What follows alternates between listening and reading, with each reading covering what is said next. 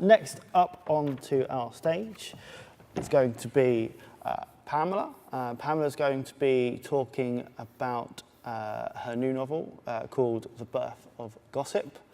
Could we please welcome onto the stage Pamela Mann, please? Thank you. Hello. My name's Pamela Mann, and I'm a writer of non-fiction articles, pamphlets, brochures and websites, and I've just had my debut historical novel published, which is really exciting. So first I'm going to read a little from my novel that's called, as Mark says, The Birth of Gossip, which is set in 16th century Hertfordshire. I'll read you the back cover blurb first. Religious unrest reigns in 16th century England. Expert midwife Marjorie has lost no babies or mothers in childbirth, so gossip accuses her of witchcraft. Even she isn't sure whether she has special powers. All Marjorie wants is a man to love who loves her and children of her own. And that's what she intends to have, whatever the cost. And now the beginning, to see whether you'd like to read more.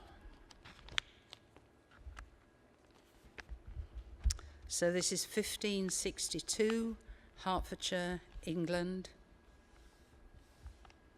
Squelching through the mud, the two midwives bent their thin, brown-clad bodies into the wind. Sarah said something, but with her chin tucked into her chest, her words chased along the gale and were lost. Dorothy moved a little closer to her friend. "What did you say, Sarah? Why are you whispering?" "I said," she hissed, "that woman's a witch." "Which woman?" "You know, Marjorie Francis or whatever her name is." "You mean the new midwife?" "Who else?" "The one with a big nose, little eyes, lives on her own, and has a mole on her arm." "Well, I think I've got a mole on my—" Dorothy nearly slipped as she tried to point to her back. "Dorothy, you're not listening. Everybody knows a mole's the devil's mark." "Well, really.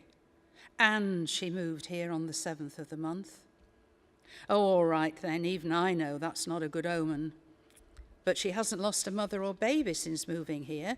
That's good, not bad, isn't it?" "Magic water." "What? Speak up, Sarah.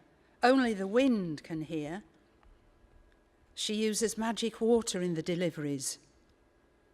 "How can water be magic?" "Well, I don't know, do I? But it must be why she hasn't had any deaths."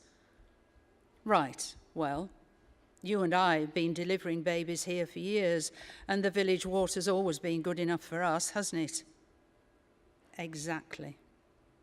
I just ignore the bits of, excrement. You do too, Sarah, don't you?" "Course. I'm not going to let some waddling duck of a woman come between me and my earnings. This old woolen dress is all I've got now. Look at its hem, covered in mud. We've got to start spreading the word. And quick. There's something suspicious about Mistress Marjorie Francis, and we're going to find out what it is. Shh, here she comes now."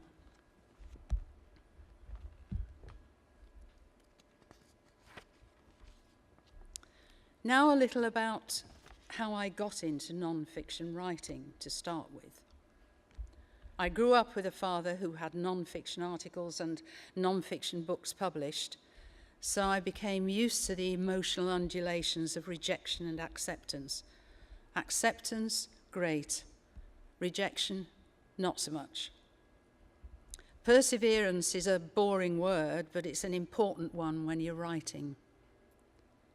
I then had an article published in the local paper when I was 15, did a degree in English literature, and off I went. I wrote lots of articles and was an editor of several corporate magazines. I've now been asked to write a non-fiction book. What I particularly enjoyed when I was creating these articles was using my imagination to build beginnings that would pull the reader in and want to read on. So 6 years ago, I started researching this historical novel because I wanted to really dig deep into my imagination. Do you think there's a difference between fiction and non-fiction? You do, don't you? Fiction, you're thinking, isn't fact, and non-fiction isn't fiction. Well, let me tell you, there's less difference than you may think. There's often quite a lot of fact in fiction to start with. Fiction has 6 main areas, and you know, non-fiction often has most, if not all, those areas too. Do you know what any of those 6 areas are? Well, I went to Barcelona to write a travel article for 16 to 23-year-olds, for example, and when I got back to the UK and wrote it, it turned into dialogue between 2 students talking to each other about Barcelona. Dialogue is one of the 6 areas of fiction and can be a part of non-fiction too. The other 5 are characterization, conflict, plotting, background, and emotion. So let's take a look at a non-fiction article you're going to write. You're going to have people in it, so that's your characterization. You may have some sort of conflict. In my Barcelona travel article, I looked into the places that wouldn't be a good idea for teenagers to go to. My guide was 20. Plotting is how you structure the article into a beginning, middle, and end, if you like. Background is where your article is taking place. And emotion is how you feel about what you're writing about, whether that's positive or not so positive.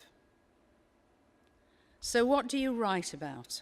Well, personally, I've always loved learning, so I write about any subject other than technical stuff. So try to write about something you really enjoy and then start networking.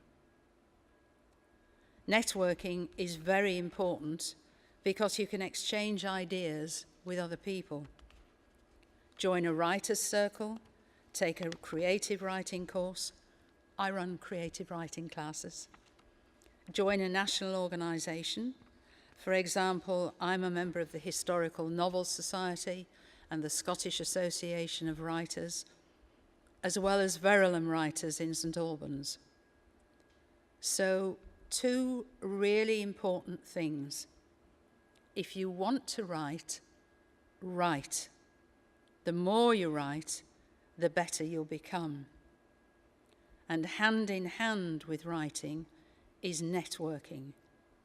Today is a great opportunity to do just that. Thank you.